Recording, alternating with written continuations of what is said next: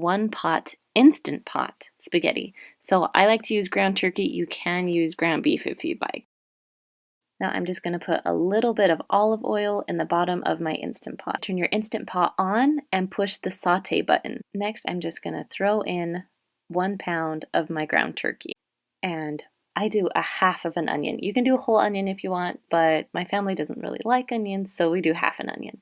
Now this is called a chop stir. If you've never heard of one, it's amazing when you're cooking ground beef or ground turkey. It just literally chops and stirs it up. I got mine on Amazon for like $6 or $7. I'll do a link in the description for those of you who are looking for one. Now you want your ground turkey or ground beef to be mostly cooked. It's okay if there's a little bit of pink, but mostly cooked. So now you're going to add a half a pound of spaghetti noodles. So that's half of this box.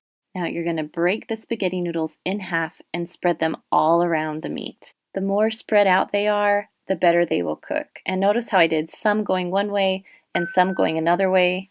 That makes them cook a little bit better. Next, I'm going to add 1 can of diced tomatoes. Now you don't have to add the tomatoes. I just like a few more chunks in my spaghetti.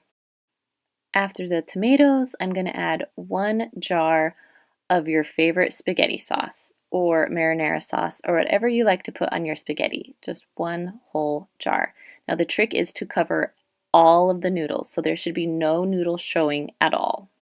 Then put your lid on and make sure that it's on sealing, not venting. You're going to cook this, going to turn it on. It was on saute, then you turned it on. Then you're going to do manual and up to 8 minutes. Now because the sauce was thick, I let this release on its own, and then I mixed it up. I like to serve my spaghetti with rolls and a side salad of some sort.